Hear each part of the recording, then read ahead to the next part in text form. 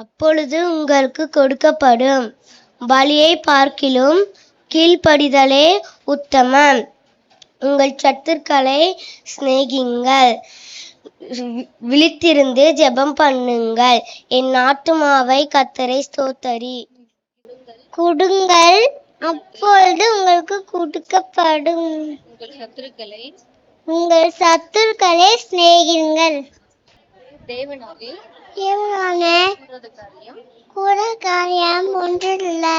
And she shall bring forth a son, and thou shalt call his name Jesus, for he shall save his people from their sins. Matthew 1:21. And she shall bring forth a son, and thou shalt call his name Jesus, for he shall save his people from their sins. Matthew 1:21. பிள்ளைகளே, உங்கள் பெற்றோருக்கும் கர்த்தருக்குள் கீழ்ப்படியுங்கள், இது நியாயம். எபேசியர் 6:1. ஆபத்து காலத்தில் என்னை நோக்கி கூப்பிடு, நான் உன்னை விடுவிப்பேன், நீ என்னை மகிமைப்படுத்துவாயாக. சங்கீதம் 50:15. உன்னிடம் நீ அன்பு கூறுவது போல பிறரிடத்திலேயும் அன்பு கூறுவாயாக. மத்தேயு 23:39. உங்கள் சத்துருக்களை சிநேகியுங்கள், உங்களை சபிக்கிறவர்களை சிநேகியுங்கள், உங்களை பகைக்கிறவர்களுக்காக நன்மை செய்யுங்கள், உங்களை துன்பப்படுத்துறதுக்காகவும் ஜெபம் பண்ணுங்கள். மத்தேயு 5:44. என் ஆத்துமாவே கர்த்தரை நோக்கி கூப்பிடு, அவர் என்னை ஆபத்து காலத்திலே என்னை நோக்கி கூப்பிடு, நான் உன்னை விடுவிப்பேன், நீ என்னை மகிமைப்படுத்துவாய். சங்கீதம் 50:15. அடுத்தது, பெற்றோர்களே உங்கள் பிள்ளைகளே உங்கள் பெற்றோருக்கு கர்த்தருக்கு கீழ்ப்படியுங்கள், இது நியாயம். எபேசியர் 6:1.